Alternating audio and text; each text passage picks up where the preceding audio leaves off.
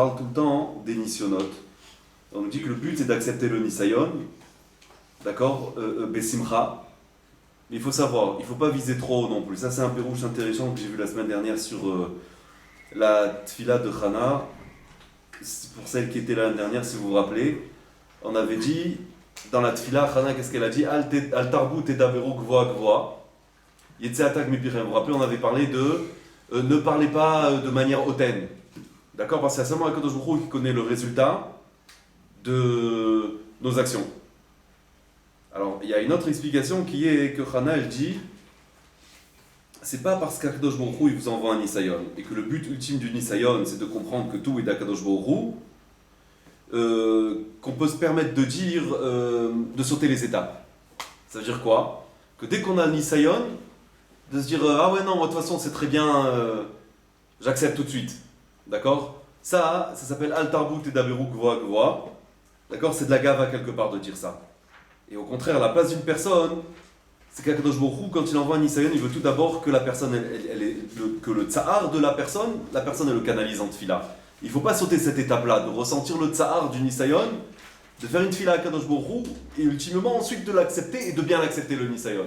C'est-à-dire, ce qu'elle veut dire Hana, c'est qu'il ne faut pas sauter cette étape-là. On ne peut pas la sauter, de toute façon. C'est sûr que quand elle n'est pas. Voilà, c'est ça, mais parfois on a tendance à se dire, surtout dans les missionnaires qui ne sont pas trop difficiles, on a tendance à se dire, étant donné que toute la journée on étudie, on se fait répéter tout le temps qu'un Nisayon, et c'est comme David Rahman al-Tavavid, et tout ce qu'Hachem il fait c'est pour le bien, et qu'il faut accepter, que dès qu'une personne a un Nisayon, elle prend ce chemin-là, même si elle n'est pas encore prête. D'accord? Dans la pensée, elle va essayer de prendre directement ce chemin-là. Alors, elle va souffrir, mais elle va pas se mettre en face de sa souffrance. Elle va pas accepter sa souffrance. Elle va pas accepter le fait que c'est difficile. Elle va essayer de contourner ça. Alors là, c'est ce que Hana dit dans cette fille-là, c'est pas bien.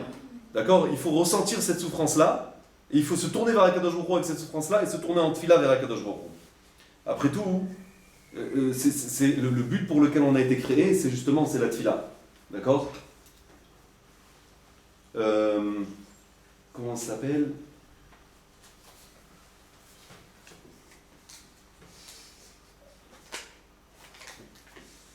J'avais vu, il y a quelqu'un qui m'emmenait à mon attention aujourd'hui, des paroles de Rav Avigdor Miller, d'accord, d'Amérique. Il est niftar il y a une dizaine d'années, un peu plus peut-être même, il a emmené il a écrit pas mal de sfarim, mais il écrit des choses intéressantes sur la tfila. Et effectivement, comme on le dit, Adam Arishon, lorsqu'Akadosh Baruch Hu il a créé l'homme, alors il a mis dans le Gan Eden le Ovda ou le Shomra, d'accord, pour y travailler et le garder. En quel travail avait besoin de faire au Gan Eden? D'accord, tout poussait tout seul, tout était très bien. Non, c'était la tfila. Le travail que l'homme a à faire dans ce monde-là, la avoda de l'homme dans ce monde, c'est la tfila, avant tout. C'est pour ça qu'Akadosh Baruch Hu il a donné la parole et la capacité à l'homme de communiquer, de se connecter avec Akadosh Baruch Hu. D'accord? Donc le but premier de la personne dans ce monde-là, déjà c'est la tfila. Et la tfila, ça doit être un mode de vie pour la personne. D'accord? La tfila, il y a tout dans la tfila. Vous avez le bitachon, vous avez Ahavat Hashem. D'accord? Le fait que... c'est quoi avoir confiance à Kadosh Baruch Hu? C'est que dès que j'ai un problème, je fais une tfila. D'accord? Ça d'ailleurs, c'est des choses auxquelles il faut faire attention quand il s'agit du chinour, des enfants. On a tendance à penser que le chinour, c'est par l'action. D'accord? Donc on va dire aux enfants, vas-y, là, fais la bracha. Là, on met le talit comme ça, là, on se lave les mains, là, on ne dit pas ça, là, on fait d'accord, c'est surtout par l'acte. Mais il faut savoir que les préparations de l'enfant, c'est aussi beaucoup par la parole. Ça veut dire quoi par la parole? C'est-à-dire il faut parler avec les enfants. Il ne faut pas penser que les choses vont se faire tout seuls. Il faut les préparer. Il faut les préparer à ce que le monde les difficultés qu'ils vont rencontrer dans leur vie. Et si on veut qu'ils arrivent à les surmonter plus tard, alors il faut les préparer avec la parole. Lorsqu'un enfant il arrive à l'adolescence et qu'il commence à partir dans toutes les directions, d'accord, et les parents ils se disent mais comment c'est possible? Et pourtant je ne l'ai pas éduqué comme ça, et qu'est-ce qu'il lui prend maintenant? Et puis Tom il m'écoute plus, et puis Tom il veut plus rentrer le soir, et puis Tom il fait n'importe quoi, d'où il sort? C'est pas moi qui l'ai éduqué comme ça. On dit oui mais est-ce que tu as juste fait fonctionner ton enfant? D'accord, c'était juste une afala, d'accord? Que tu as juste dit à ton fils toute sa vie, fais pas ci, fais pas ça, ou fais comme ça, et ainsi de suite. Ou alors, est-ce que tu l'as préparé? Est-ce que tu l'as préparé, tu lui as appris c'est quoi les dangers du monde à l'extérieur, comment une personne elle est censée réagir, comment une personne elle est censée agir, c'est quoi le but d'une personne dans ce monde-là, le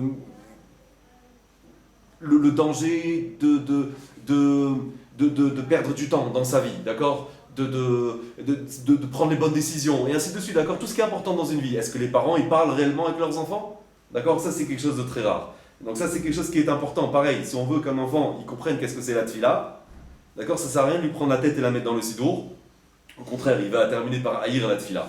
D'accord, ça c'est clair que ça sert à rien. Ce qu'il faut faire, c'est, si j'explique pendant mon fils pendant 10 ans qu'est-ce que c'est la tfila, alors j'ai peut-être une chance qu'au bout de 10 ans, il commence à prier. D'accord, donc ça c'est quelque chose auquel il faut faire attention. Et c'est pareil, c'est-à-dire, si lorsque il y a quelque chose qui va mal dans la vie, alors direct on agit. D'accord, il y a, je sais pas moi, Chasé Shalom, il y a quelqu'un qui a une maladie dans la famille, alors direct, c'est la grosse panique, on appelle les médecins et tout ça et tout. Bien sûr, il faut faire les shtadout et c'est ce qu'on doit faire. Mais est-ce que c'est ça la première chose que je vais faire, ou est-ce que la première chose que je vais faire d'abord c'est une tfila? D'accord? Les enfants, ils enregistrent ça. Ils disent, bon alors voilà comment ça marche. D'abord on fait ce qu'on peut, et en dernier recours on demande à Akadosh Baruch Hu de nous aider. Alors que c'est pas vrai, la tfila c'est un mode de vie. Akadosh Baruch Hu, il envoie une difficulté parce qu'il veut que la personne se tourne vers lui en tfila. D'accord? Akadosh Baruch Hu, il a fait le Gan Eden parfait, il y avait tout ce qu'il faut dedans. Et pourtant l'herbe ne poussait pas. Pourquoi? Parce qu'il fallait qu'Adam Arishon demande la pluie. Tant que Adam Arishon n'a pas demandé la pluie, il n'a pas plu. Akadosh Baruch Hu, il aurait pu faire que ça pousse tout seul, comme tout le reste. D'accord? La raison pour laquelle il a fait en sorte que la pluie ne descende pas tant qu'Adam Arishon ne l'a pas demandé, justement parce que c'est le rôle de la personne dans ce monde-là, de l'être humain, du juif, c'est la tfila. Donc ça aussi c'est quelque chose qu'il faut faire attention avec les enfants. Il faut toujours essayer de calculer ce qu'on va faire pour donner l'exemple et essayer de préparer les enfants. Savoir que eux, ils débarquent dans le monde, ils n'ont ni l'expérience ni les connaissances que nous on a. Et dans le monde dans lequel on vit aujourd'hui, plus on a de préparation, le mieux c'est. Et donc la plus grande partie du rinour se fait à travers le dibour.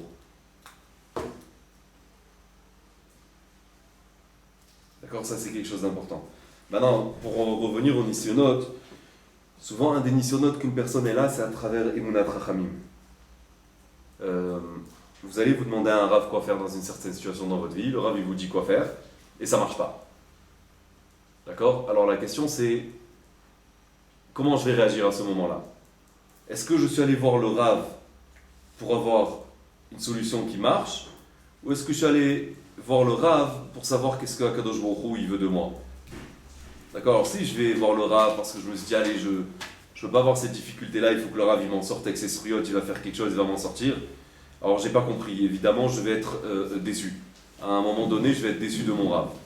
Mais si, lorsque je vais voir mon Rav, je cherche à entendre la parole d'Akadosh Baruch Hu à travers mon Rav, d'accord? Après tout, c'est ça le rôle du Rav, d'accord? C'est de par sa chorma, et de par sa tahara, et du fait qu'il est proche d'Akadosh Baruch Hu, et qu'il a les rois HaKodesh, Akadosh Baruch Hu, il s'exprime à travers lui. Alors s'il s'exprime à travers lui, alors je réalise que les mots qui sont sortis de la bouche du Rav, c'est exactement ce qu'Akadosh Baruch Hu il voulait que j'entende. D'accord? Si Akadosh Baruch Hu, maintenant il voulait que je perde mon business, il fallait que le Rav il me donne un mauvais conseil pour mon business. Donc Akadosh Baruch Hu, il a voulu que ce soit ça mon nisayon. Donc c'est ça, c'est les mots qu'il va mettre dans la bouche du Rav. C'est ça tout le lien de Emunat Rachamim. Quand on raconte une histoire, il y a 3 personnes qui discutaient ensemble, et il dit, moi, mon Rav il est extraordinaire. Il m'a dit d'acheter un bâtiment, et je l'ai acheté et j'ai fait fortune. Il aurait fait, moi mon Rav il est encore mieux. Il m'a dit d'acheter une rue entière, je l'ai acheté, j'ai construit partout et je suis devenu milliardaire. Alors le troisième il fait, moi mon Rav il est mieux que vous deux. Il fait parce qu'il m'a dit d'investir toute ma fortune dans un projet, et j'ai fait faillite, j'ai tout perdu. Et pourtant c'est encore mon Rav.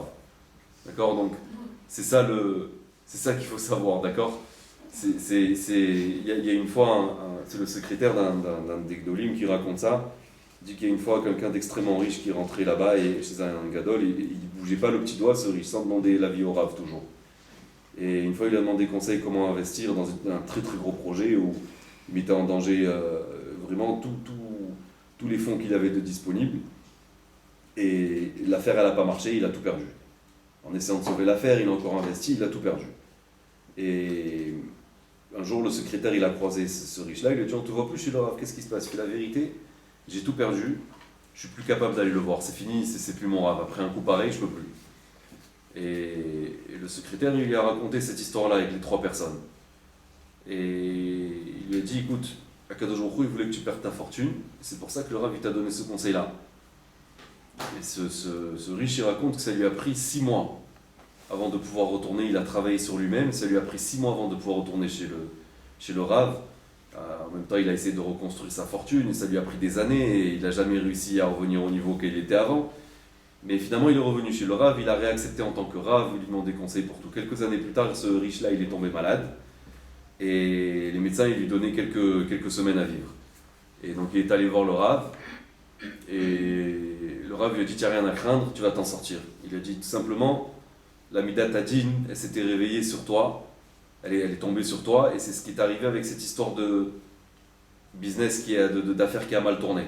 Et étant donné que tu as accepté le Nisayon et tu l'as bien passé, tu l'as accepté en tant que la volonté d'Akadosh Baruch Hu, et que tu as accepté cette décision-là à Belev Shalem, alors tu as surmonté le Nisayon et tu as complètement annulé la Midat Hadin. Maintenant, la Midat Hadin, elle n'a plus d'emprise sur toi et tu vas sortir de cette maladie-là. Et c'est ce qui s'est passé. Cette personne-là, elle est toujours vivante, plusieurs années après. Voilà, donc vous voyez, le Inyan, ça aussi c'est un Inyan de Nisayon. Parfois, Akadosh Baruch Hu, il envoie un Nisayon à travers le conseil que le Rav va nous donner. Ah, mais comment c'est possible? J'avais demandé à un Rav, alors il comprend rien, il n'a pas su voir. Non.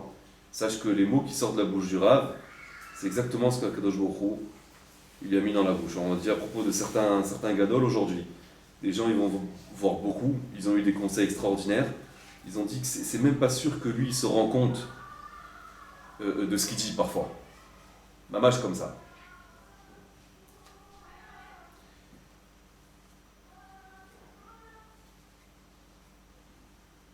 D'accord? Donc lorsqu'on sait que Et Tzara il est Yaakov ou Mena Ivashea, que lorsque on a une Tzara, la Tzara elle-même c'est la Yeshua, alors déjà c'est déjà beaucoup plus facile à accepter le Nisayon et la difficulté qu'Akadosh Baruch Hu nous a mis. Juste une question.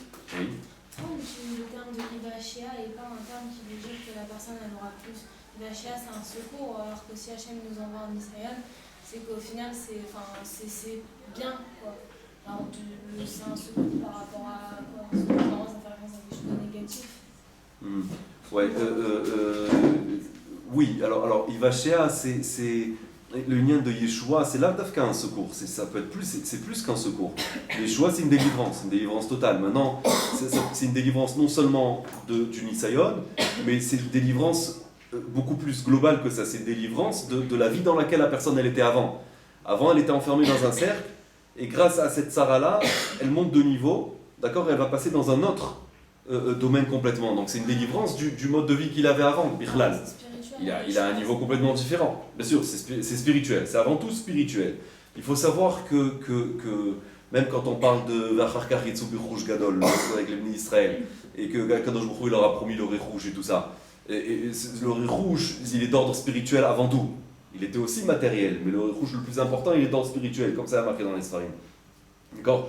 Il faut savoir que ça c'est le meilleur riz rouge, parce que un peu d'argent, ou même beaucoup d'argent, ça peut apporter un peu de répit à la personne, ou alors ça peut tranquilliser dans un domaine, mais c'est pas tout.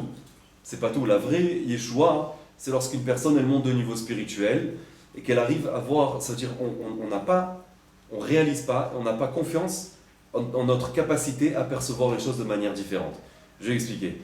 Ça veut dire que quand une personne, pour elle, elle a un souci dans sa vie et ça lui noircit toute sa vie, alors elle n'a pas conscience que si elle voyait les choses d'une manière différente, à quel point ça pouvait lui changer sa vie. D'accord? Et la personne, elle est tellement prise dans sa tsara qu'elle ne peut pas s'imaginer. C'est comme quelqu'un qui est dans une piscine, il n'arrive pas à s'imaginer que s'il sort de la piscine, il pourrait être complètement sec. D'accord? C'est ça la situation. C'est-à-dire une personne n'arrive pas à s'imaginer que si elle change d'endroit de manière spirituelle, alors elle ne peut pas s'imaginer que sa vie, elle peut être complètement différente. D'accord? De l'endroit où la personne, elle n'arrive pas à voir que si elle se trouve à un autre endroit, les choses elles vont être complètement différentes. C'est-à-dire on n'a pas conscience comment évoluer dans le domaine spirituel, ça peut nous libérer de nos problèmes. Même David Ameller, on dit bien qu'il a passé des heures, lui-même il le dit, il pleurait, Oui, parce que c'est Akadosh Baruch Hu, il se tombe, mais d'un autre côté, qu'est-ce qu'il dit? Il dit qu'Agamoul Aleimo et Hachem Yasfeni, lui, il s'est senti comme un nourrisson dans les bras de sa mère. Comme ça, toute sa vie, il a senti. C'est-à-dire qu'il était dans les bras d'Akadosh Baruch Hu.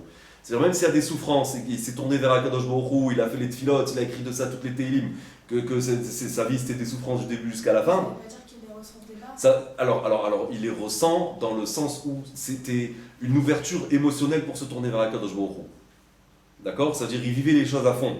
Il faut savoir, tous les Gdolim et Kol Sheken, dans les générations passées, plus on remonte dans la génération, plus c'était des personnes avec des caractères et des personnalités fortes, ils ressentaient les choses de manière extrêmement forte. D'accord? Si David ne ressentait pas les choses comme ça, il n'aurait pas jamais pu écrire Sefer Tehillim comme il a écrit.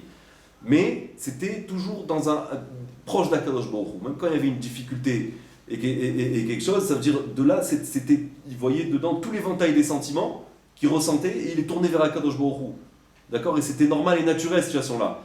Même avant qu'il devienne roi, quand il était jeté de la maison tout seul en tant que gamin, déjà il a écrit déjà un paquet de Tehillim déjà à cette époque-là. Et tous ils expriment sa proximité et sa compréhension dans la profondeur de la vie. D'accord? Quelque chose qu'il a appris tout seul. D'accord? Parce qu'ils vivaient, c'est des personnes qui vivaient à fond. C'est-à-dire leur système émotionnel, il n'était pas bloqué dans aucun aspect de leur système émotionnel. C'est-à-dire il faut savoir une chose, c'est que la Neshama, elle a comme comment on appelle ça, un cadre autour, d'accord? Et ce cadre-là, il est composé de toutes les émotions qu'une personne elle peut ressentir. Maintenant, à chaque fois qu'une personne a une émotion et elle la vit comme il faut, elle libère une partie de sa neshama qui remonte en haut. D'accord? C'est-à-dire que même lorsqu'une personne elle arrive devant un beau paysage, d'accord, et qu'elle ne ressent rien, ben, il y a un problème. C'est-à-dire quelque part elle a un blocage, il y a un morceau de sa neshama qui n'arrive pas à se libérer. D'accord? Donc tout l'éventail des émotions qu'une personne elle peut ressentir, c'est quelque chose qui fait qu'il se connecte à travers ça à Kadosh Baruch Hu. C'est encore beaucoup plus compliqué le système du regesh, comment ça fonctionne, mais ça c'est une des bases qu'il faut savoir. Donc à travers ces émotions-là, bien sûr qu'une personne elle ressent des choses, mais comment elle va le ressentir? Est-ce qu'elle va les ressentir de manière à ce que ça va lui permettre de se rapprocher encore plus d'Akadosh Baruch Hu? C'est ça qu'il faut qu'une personne elle ressente. Mais alors, ça d'accord? veut dire qu'elle peut aussi ressentir des sentiments très négatifs. Parce qu'il dit quand même à Haïti qu'elle met Milan, enfin des trucs comme ça. D'accord, mais alors bien sûr, mais après qu'est-ce qui se passe juste après? Après il dit ok. C'est-à-dire, il a jamais un doute que Akadosh Baruch Hu est avec lui. D'accord, même quand il ressent de la colère, c'est jamais contre Akadosh Baruch Hu ni quoi que ce soit. Non, ça c'est évident. Moi je dis par rapport à lui-même que vous avez dit que celui qui arrive à se placer dans un autre endroit spirituel, oui. Du coup, il arrivera à vivre sa difficulté d'une façon plus complètement différente, bien sûr. Mais j'arrive pas très bien. David Amelech, il était sa mère à travers toute sa vie, sinon il n'aurait pas pu écrire les Tehillim qu'il a écrits. C'est-à-dire même, vous voulez que je vous dise, même plus que ça. Je crois que c'est si je ne me trompe pas, c'est le Gaon. C'est le Gaon qui dit que lorsque Yirmiyahu, il a écrit, je ne me rappelle plus le contexte, ça va être très incomplet la réponse que je vais vous donner, mais que quand Yirmiyahu Hanavi, donc celui qui est le Navi, de l'époque de la destruction du premier Beth Amikdash, il a écrit, je ne me rappelle plus c'était quel passouk, oh là, ça va être une réponse pas du tout complète.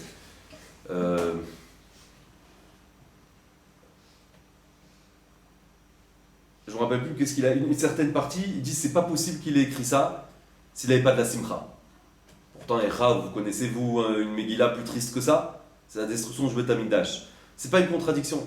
Une personne, elle peut ressentir en même temps de la simcha et en même temps de la tristesse. D'accord? Et les Gdolim, ils arrivaient à cet équilibre-là. Ils étaient capables de se réjouir complètement avec une personne qui leur annonçait une bonne nouvelle, et ensuite de pleurer complètement avec une personne qui leur annonçait une mauvaise nouvelle, ou que quelqu'un était malade, et ainsi de suite. Et comme ça toute la journée. D'accord? Il faut vivre à fond avec ses sentiments. D'accord? C'est développer cette ma'arechet-là du regesh, mais la canaliser comme il faut la canaliser. Alors maintenant, quand je dis qu'une personne, elle peut avoir des tsarot, oui, elle va avoir des tsarot, et ça peut lui causer du tsahar, mais qu'est-ce qu'elle va faire de ce tsahar-là?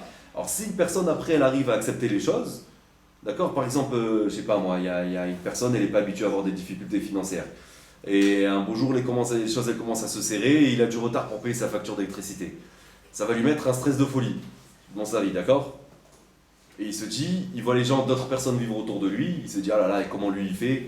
Il n'a pas un rond, il doit marier des enfants, on parle de centaines de milliers de shkalim, comment il fait pour vivre? Moi, à sa place, j'aurais déjà fait une crise cardiaque depuis longtemps. Mais ce qu'il ne sait pas, c'est que la personne qui a ces difficultés-là, 10 ans avant, il était exactement au même niveau que celui qui stresse de sa facture d'électricité. Qu'est-ce qui s'est passé entre les deux? Alors, je pense pas que l'habitude, ça suffit. C'est que, point de vue Emouna et Bitachon, il ne se trouve plus au même endroit, l'autre personne. Pour ça qu'il ne stresse pas non plus, même quand il a des dettes beaucoup plus grandes. D'accord? Parce que une personne, si Bémet, elle ressent avec la même force, on peut pas vraiment s'habituer. Parce qu'après, lorsque les dettes, elles augmentent et tout ça et tout, alors vous avez les soucis le souci qui augmente avec, de se dire qu'est-ce que je vais donner à manger à mes enfants, comment je vais les habiller et qu'est-ce que je vais faire si. Vous voyez, il y a tout le. Donc la personne, elle ressent du stress et tout ça, à mon avis, elle finit avec une crise cardiaque à 40 ans. D'accord? Si une personne, elle reste au même niveau, c'est pas possible. Donc à mon avis, déjà, elle évolue. Alors maintenant, est-ce qu'elle va évoluer petit Avad, bon gré, mal gré, parce qu'il n'y a pas le choix, il y a, comme vous dites, certaines habitudes que la personne, elle prend dedans, parce que se dit, bon, ben, il faut vivre avec. Alors est-ce qu'elle va le faire, les khatrina, en se disant, bah, c'est la volonté d'Akadosh Baruch Hu. D'accord? Et lorsque la personne, elle arrive à être mashlim, à se sentir shalem avec la situation dans laquelle elle se trouve, et elle arrive à l'accepter pleinement, alors elle pourra même générer de la simcha, après. Non, alors elle souffre plus. Alors une fois qu'elle a fait le travail, elle souffre plus. Une fois qu'elle a accepté que c'est la volonté d'Akadosh Baruch Hu, alors elle souffre plus, ça arrête d'être un problème pour elle. D'accord? Et il pourra trouver une très grande sérénité dans la situation dans laquelle il vit. Elle vit, cette personne-là, malgré la difficulté. Malgré la difficulté. Il a accepté, il avait quand même des souffrances. Il avait de la souffrance, mais une fois qu'il a réussi à faire ce travail au fond de lui-même, de se dire c'est la volonté d'Akadosh Baruch Hu qui veut que j'aille emprunter maintenant pour vivre, alors c'est bon, il a accepté la situation. La souffrance, elle vient du fait qu'on a du mal à accepter la situation. D'accord? Elle se dit c'est pas possible, et pourquoi, et comment. Et la personne, elle rumine sans arrêt ces pensées-là. D'accord? C'est ce qu'on appelle le Bama Eda. D'accord? De quand Avram Avinu, Akadosh Baruch Hu, il lui a dit je vais te donner Eretz Israël, il a dit Bama Eda qui Racheda. Comment je sais savoir qu'ils vont l'hériter? Donne-moi une preuve. D'accord? Donc une personne aussi toute la journée, elle a cette question-là, Bama Eda, comment je sais si je vais avoir quelque chose demain à manger, comment je sais si je vais être en bonne santé, et tout ça, ça stresse la personne.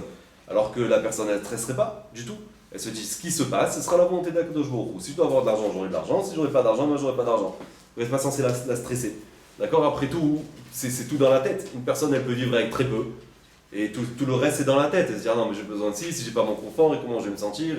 Mais si elle accepte que c'est Akadosh Baruch Hu qui veut maintenant qu'elle baisse son standard de vie, ou alors qu'elle emprunte pour vivre, selon ce que ses rabbinim vont lui dire, alors elle va terminer par trouver la sérénité. D'accord?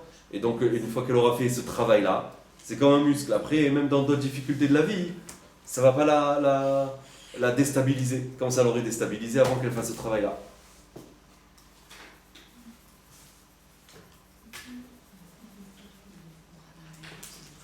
Voilà, le dernier ignan duquel on peut parler un petit peu, hein, peut-être, c'est le ignan de... On va voir.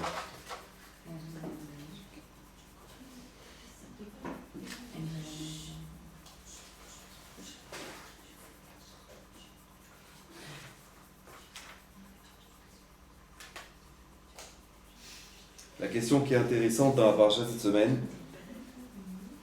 d'abord, il y a plusieurs questions intéressantes. Il y a d'abord le Inyan de... Il y a un Midrash qui dit qu'on a reproché à Kadosh Baruch Hu dans le Midrash Rabbah, Ravuna Patar. Ravuna, il a commencé à enseigner dans le Midrash, il a dit la chose suivante. Celui qui va et qui tire les oreilles du chien, alors il va se retrouver dans une dispute qui n'est pas la sienne. Et de qui on parle? On parle de Yaakov Avinu. Qu'est-ce qui lui a appris? Esav, à la base, il n'allait pas à la rencontre de Yaakov. D'accord? Il voyageait avec ses 400 personnes. Et Yaakov, c'est lui qui a envoyé des malachim, des envoyés, pour rencontrer Esav. Et après, il lui dit, Vini Esav Balikratra. Effectivement, maintenant, Esav, il a décidé de venir à ta rencontre. Mais à la base, Esav n'était pas en train de venir à sa rencontre. Et ça, c'est quelque chose qu'on a reproché à Yaakov Avinu. On lui a dit, qu'est-ce que tu allais tirer les oreilles du chien? Tu n'aurais pas dû. Tu t'es mis en danger, quelque part. Alors, c'est quoi ce Inyan-là? Après tout, il savait que tôt ou tard, Esav, il avait juré de le tuer. Donc, tôt ou tard, Esav, il serait venu régler les comptes. Il attendait que Yitzhak Avinu meure. Et pour aller régler son compte à Yaakov. Qu'est-ce que ça veut dire? Tu vas tirer les oreilles du chien.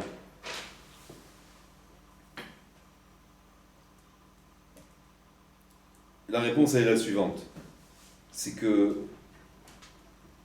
dans la vie, si une personne elle a peur d'une certaine situation, alors elle réveille les forces du mal et ça peut faire que cette situation-là, après, elle se matérialise. D'accord? Plus une personne elle va attacher de l'importance dans sa pensée à quelque chose de mal, plus elle va lui donner de la force.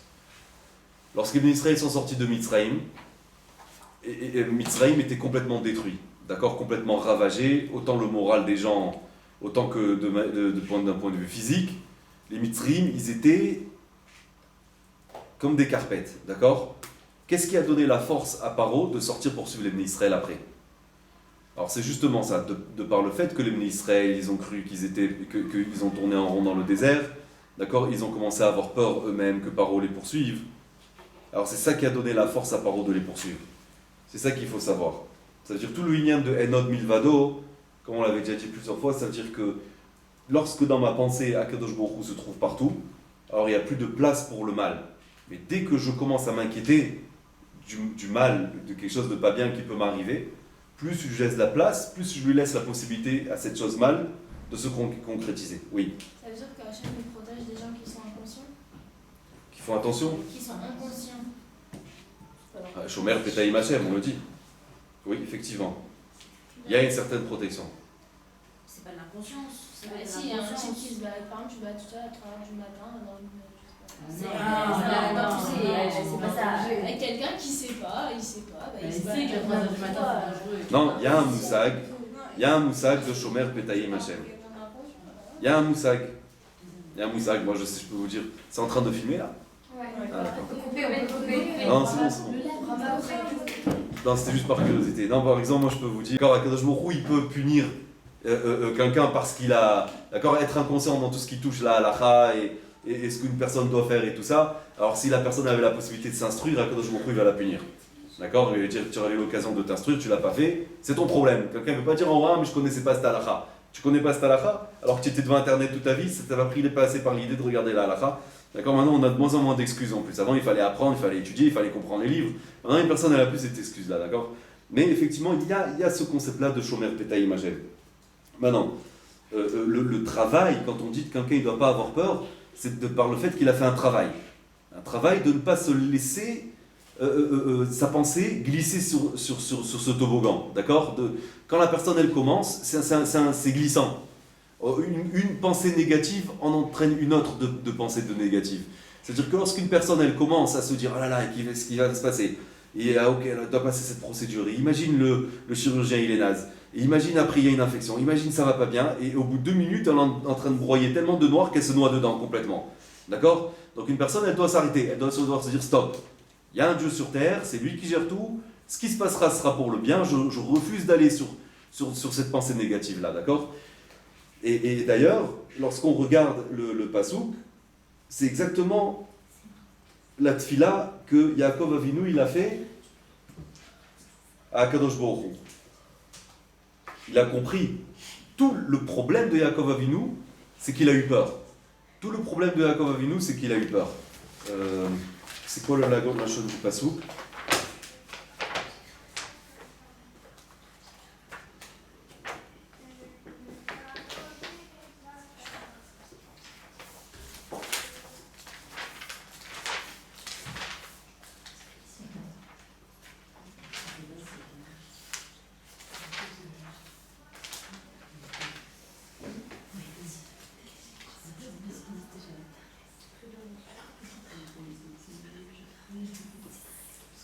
Voilà. Il a dit Atzilinina miyadachi miyad Esav. Sauve-moi de la main de mon frère, de la main de Esav. Ki yare anochi oto penyavo veikanyam albanim. Car j'ai peur de lui, de peur qu'il vienne, il frappe les mères et leurs enfants. Il a dit quoi? Sauve-moi de la main d'Esav. Ki yare anochi, parce que j'ai peur. Il a compris que de par le fait qu'il a eu peur de Esav, là maintenant il avait besoin de se tourner. Akadosh Baruch Hu, il a promis. Il a dit rien ne t'arrivera et tout ça et tout. Pourquoi Pitom il fait des tfilotes à Kadosh Baruch Hu et il pense que Katonti Mikola Chassadim il a plus de souriot et tout ça? Qu'est-ce qui s'est passé? Il a eu une promesse à Kadosh Baruch Hu 2 fois, en allant chez Lavan et en sortant de chez Lavan. Comme quoi il allait être protégé de tout. Pourquoi Pitom il se dit aïe aïe, peut-être je vais pas avoir assez de struyot, je vais pas avoir assez de mérite. C'est quoi le problème? C'est qu'entre-temps il a eu peur d'Esav. Il a compris que vu qu'il a eu peur d'Esav, il a laissé rentrer, il a donné une place au mal, il a eu un manque de bitachon, là il avait besoin d'une tefila d'Akadosh Baruch Hu, il avait besoin qu'on le sorte. Atzilenini miyadeh miyadeh qui a réanochi? Parce car je le crains. S'il n'avait pas eu peur de lui, alors il n'aurait pas eu de problème. Il n'aurait pas eu besoin de faire cette fila-là, Yaakov, Akadosh Baruch Hu. D'accord? Donc ça c'est quelque chose qu'il faut savoir. Pareil pour la force de la tefila, lui il a préparé 3 choses. On a parlé un peu de la force de la tefila. Il a préparé 3 choses. Il a préparé un cadeau, la tefila, et il s'est préparé à la guerre. Machon, Doron, tefila et milchama. Il s'est préparé. Maintenant, Chazal nous disent que si il avait commencé, alors le fait que cadeau il a dû donner, tefila il a fait, et la guerre il n'y a pas eu. D'accord? Chazal nous disent que s'il avait fait la tefila en premier, même le cadeau il n'aurait pas eu besoin de donner. D'accord? Et on sait qu'il y avait une très grande signification à ce cadeau-là. On dit que dans les animaux qu'il a donnés, il y avait des neshamot et tout ça. À Pikabala, il y a une très grande signification au cadeau qu'il a fait. Donc, et que ça lui a causé du tsar de se séparer de ces animaux-là. Et si Bémet, il avait fait la tefila en premier, alors il n'aurait pas eu besoin de faire tous ces cadeaux-là. D'accord? Donc ça, c'est encore un autre aspect où on voit l'importance de la tefila aussi.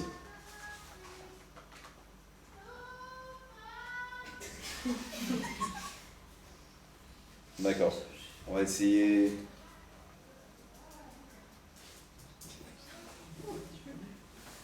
Pareil, donc on avait parlé à propos du Rinour, d'accord, d'éduquer les enfants avec la parole. Une chose qu'on peut rajouter encore aussi, c'est que il faut apprendre aux enfants de s'habituer dès tout petit à voir que le bien autour d'eux, d'accord, et de leur dire de ne pas s'apesantir sur le mal, de ne pas d'attacher d'importance à ce qu'il y a de mal autour d'eux et d'essayer de toujours voir le bien.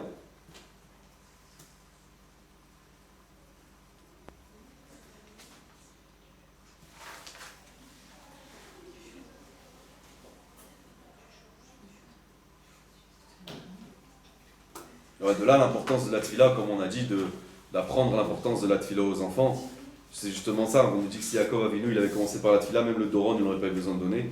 Ben, c'est prendre l'habitude que dès qu'on voit quelque chose dès qu'il nous arrive quelque chose de difficile dans la vie, notre premier réflexe ça doit être la tefila. Il y a une famille qui raconte qu'eux ils ont pris cette habitude-là avec leurs enfants. Dès qu'il y a une difficulté, c'est Shira Ma'alot, et dès qu'on a quelque chose de bien dans la vie, c'est Mizmor et Toda. D'accord? Et ils habitent dans le sud. Et alors, lors de la dernière guerre avec Gaza, dans la bande de Gaza, donc dès qu'il y a une sonnerie, tout le monde fonce au Miklat. Et la mère, elle raconte que c'était tout à fait normal chez eux que chaque enfant qui rentre dans le Miklat, chacun il a une autre étape du Shir Lama Alot. D'accord? C'est-à-dire le premier réflexe qu'ils ont, dès qu'ils entendent la sonnerie, c'est de commencer Shir Lama Alot automatiquement, les enfants. D'accord? Donc à chaque fois qu'ils arrivaient, il y en avait chacun qui était à un autre endroit de Shir Lama Alot.